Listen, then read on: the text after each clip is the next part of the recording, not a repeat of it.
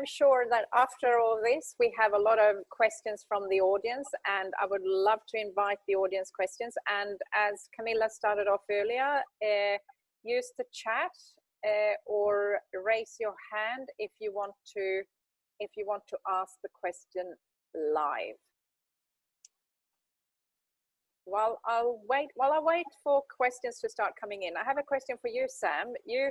We spoke about the workplace and the reimagined workplace, and one thing that struck me was, we know the physical workplace, digital workplace will change, but another thing very intimately connected with work is leadership. Do you see a new role for the future leader post-COVID? Yeah, I think, and Sarah made a comment about it, and so I'd be interested in Sarah's views, but I think we've seen the need for communication and leadership to be brought together in a totally different way. I don't think a lot of leaders would have ever thought they would be broadcasting to all of their staff.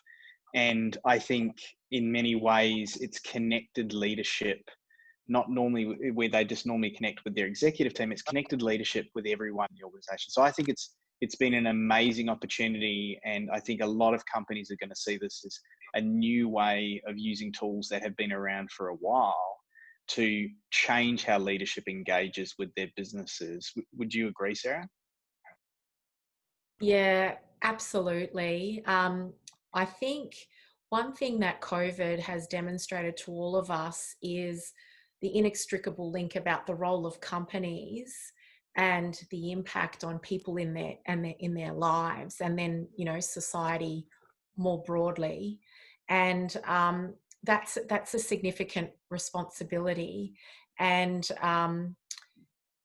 you know, not only is it about the leaders being able to provide some sense of certainty, some sense of direction, some sense of clarity, reassurance, and so on to employees, what we've found is there's a really collegiate atmosphere within the leadership community itself. So we are connecting as leaders with one another in ways that we didn't when we were all working from the office. And that definitely has been a big positive.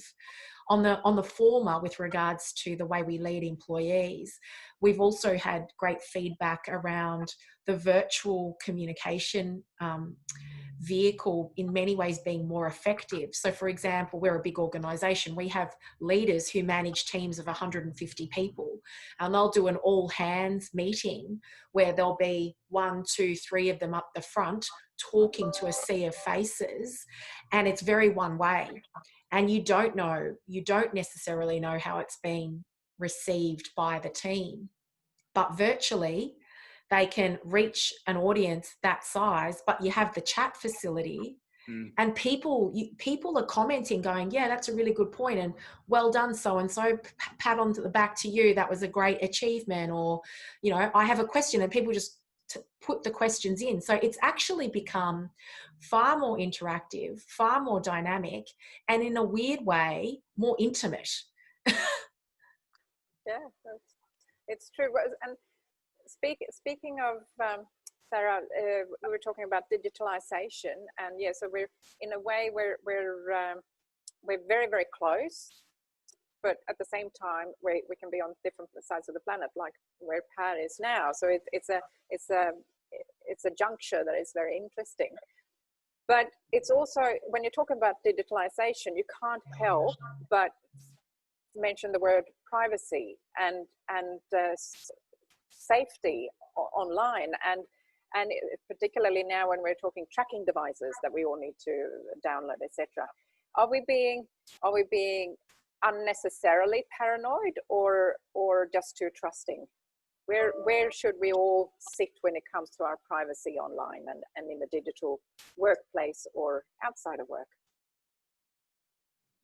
Maybe I can start. I definitely think it's incumbent on employers to ensure the privacy and security, you know, with respect to the way the business is run, but also with respect to the employees. And to be honest, that is a foundational premise in the way that we do business, irrespective of COVID. We now have to fathom ways of managing it, maybe in different ways than we had previously. So I think, you know, with the advent of the digitization of our economy, the digital economy, that question of security, cybersecurity, privacy has been front and center for quite some time. And what I would hope is that the cooperation that needs to happen between the technologists, the commercial people, the technical people, but also, you know, the ethicists, and all of that needs to come together, I think, in an accelerated fashion because of what we're managing now. But probably the principle of keeping integrity around those things has been around for a long, long time. And yeah, there's a lot to consider, because obviously we want to enable people to, as you said, companies play a critical part in our lives, and we've been talking about this work-life balance, but it's an integrated platform now where you work a little bit and then you're back with your kids, and then you work a little bit and then you're whatever you're doing in the house. So it's an integrated environment we're in, and obviously it's up to companies to ensure that we can safeguard that too, for so many reasons. But I think what's also very interesting is the public space, and what we were talking about, leaders becoming spokesperson people, probably more than ever before, on behalf of their business, and the digital world gives us an opportunity to be broadcasting en masse, but also be very personal, even though we're in front of a screen. So it's all very interesting. Per, what we were talking about, pitfalls and watch outs for companies. As a business manager, I'm sure it's easy to feel a little bit overwhelmed in this whole aspect of corruption, democracy not being respected, etc. Those are pretty big questions that you maybe didn't have the opportunity to go through during your training and during years in business. For the overwhelmed business manager, you've kind of already mentioned it, but you and the Global Compact program seems to be the go-to place.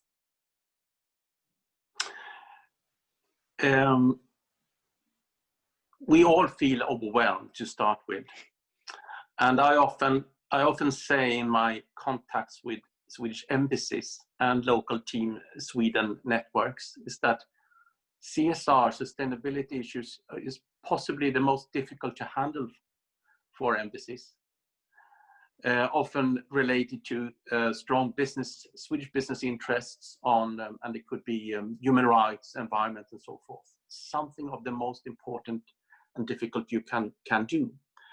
That is the reason why we launched these webinars, and it might sound a bit pretentious from my side, but one of the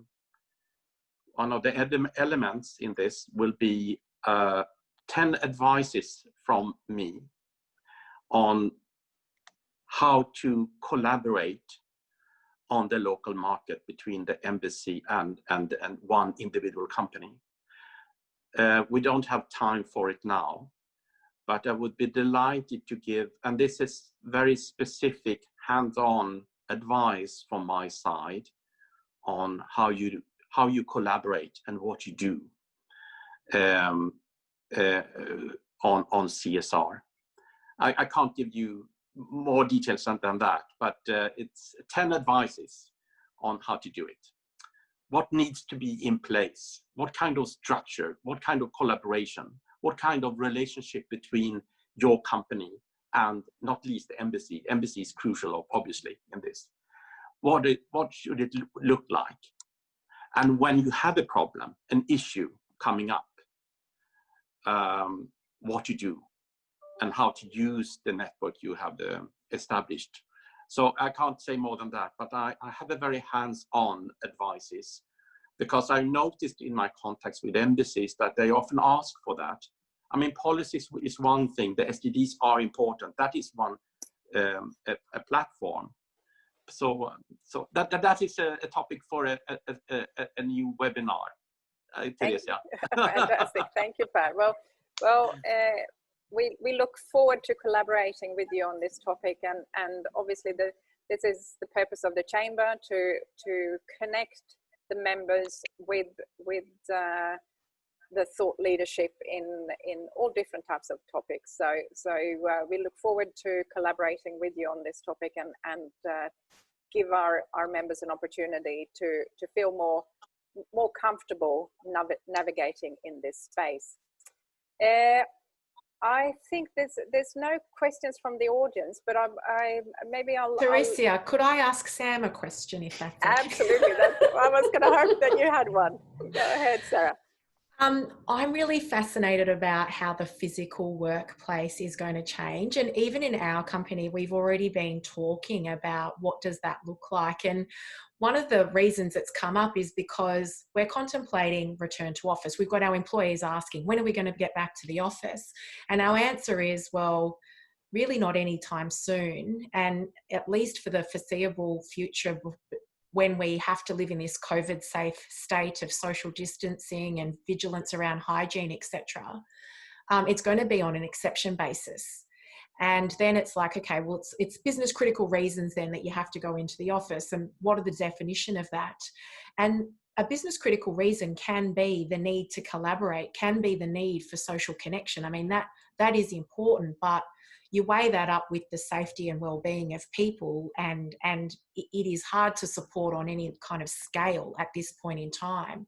So then it makes us turn our minds to, what is the physical workplace going to be? Is it going to be, like, it seems almost preposterous now to think that we all marched into our offices to sit at our desks in front of our computers to do individual work. Like, it seems insane that we even did that.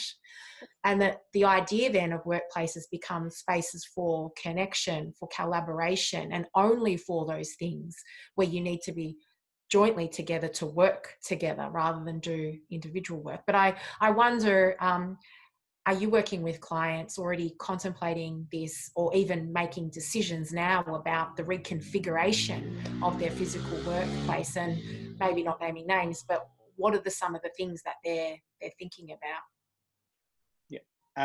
Yes, we are working with some clients, specifically looking at what the future use of space and how that could work in. And you're right, a lot of companies are seeing the physical, maybe they're seeing it in a constellation of offices, with the North Point being the head office, where you come together to do collaboration and training and mentoring.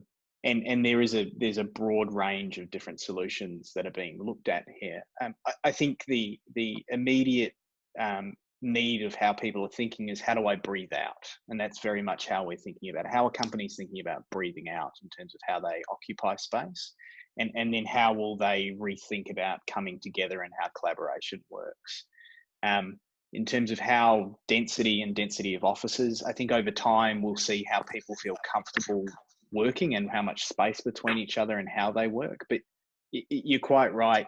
I think we look at it, the idea that flexibility has been finally realized, that the idea of companies supporting people working flexibly is something that people will now take up. I think there was always an idea that the trust barrier was low, so that if I said I was working from home, people weren't sure, were you really working from home? I think the trust barrier is very high now, which is fantastic. I think that's a really great thing, that flexibility can be realized now.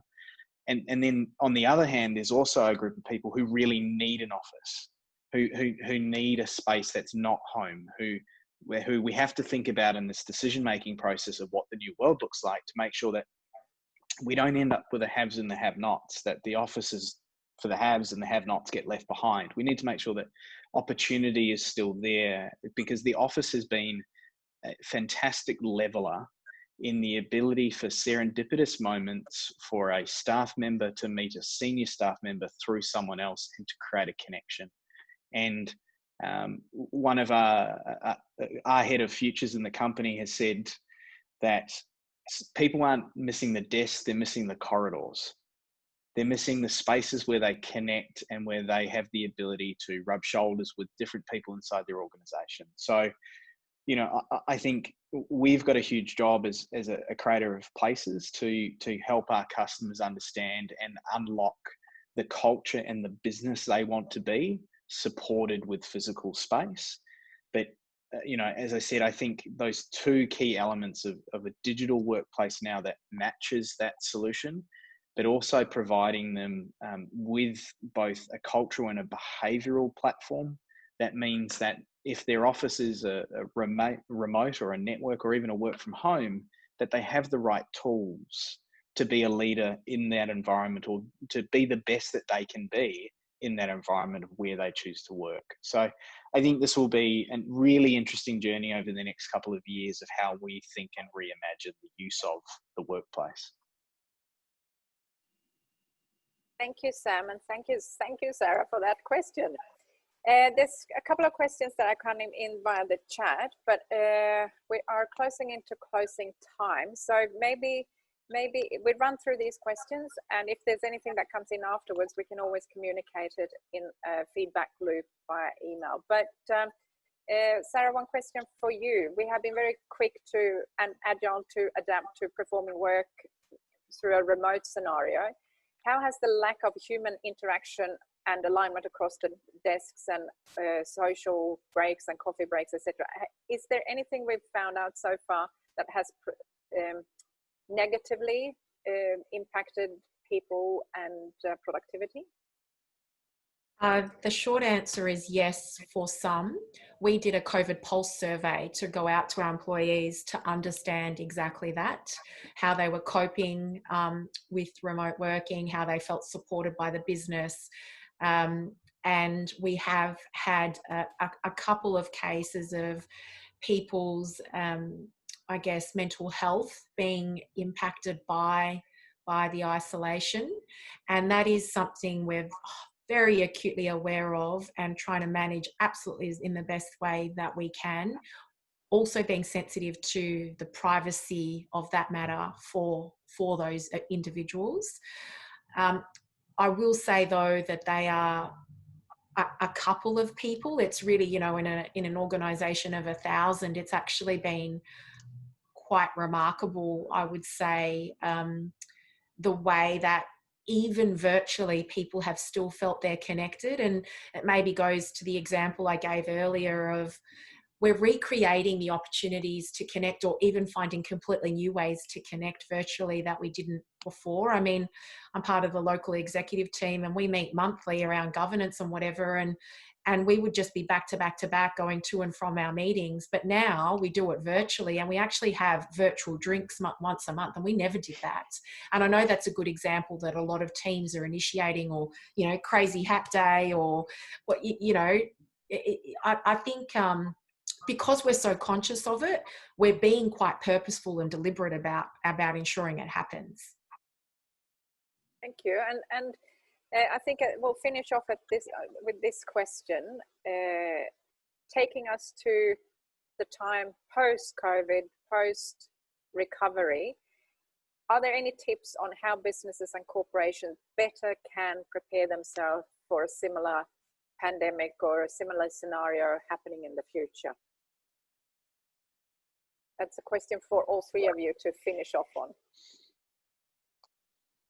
Pat, do you want to start? Probably not a short answer, but I think investing in your IT, investing in your IT infrastructure, so people's ability to work productively at home as they would in the office, is really, really important. I think shoring up local capability. There's been impacts to supply chain, and you know, we have people all around the world who have been used to being able to fly in, but now with border lockdowns and visa restrictions, etc., it's kind of, you know, take a look at what is the capability and that you really need locally to ensure business continuity. And, you know, we're not out of the woods yet is another thing that I would say. In all the planning that we're doing, slowly start letting people return to office. Built into our strategy is what if we have to revert to stricter lockdowns? What if we have another, spike in cases and we all have to go overnight back to 100% working from home? So, yeah, they're just a couple off the top of my head. Invest in infrastructure and look over your supply chain capability. 2 points. Sam, what would you add to that? I think from a city's perspective, knowing the network within which you work, so very much knowing how your building is operating, how the part of your city is operating, ensuring that you are using smart technology in your workplace so that you can manage either the opening up or the closing down of your asset is very important. And the one thing we've learned as a global business has been learning across the globe together and bringing solutions across the globe. So making sure that you're using your networks and your connections to help you plan in future, and also having that network part of your plan. Thank you. Thank you. Knowing your network seeks support globally. Guidance and support. Per? I agree with Sarah and Sam. One of many aspects, supply chains, as has been mentioned, both the structure of it and your responsibility for your partners in that supply chain. That is something, and as I mentioned, that is something that, was it 70 or 80% in this survey I was referring to, highlighted that. So that would be my answer as well. Excellent. Thank you so much. It has been such an interesting conversation, and I am sure our participants have taken away a lot from it. This is obviously recorded, so you can always go back and refer to it from our website.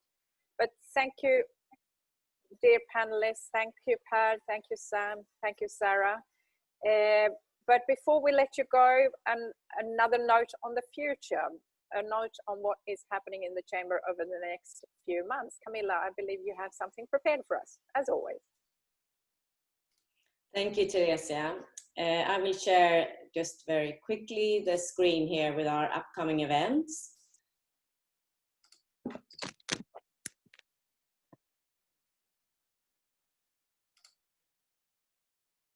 There we go.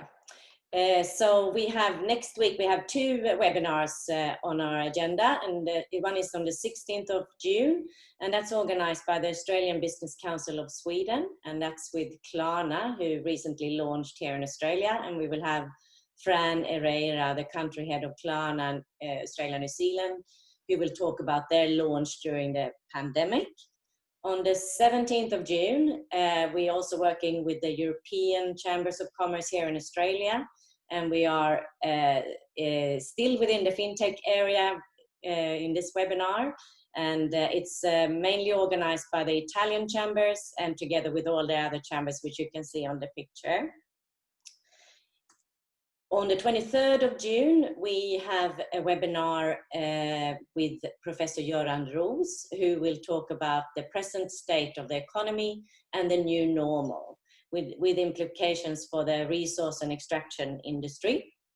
Invitations has been sent out, and you can find that information, also more details about that on our website. 23rd of July, we have a digital marketing and SEO webinar, and that's going to be together with a Meyer strategic marketing, digital marketing, and we will have representatives from Google, Facebook, and IKEA in the same room. So it's a semi-personal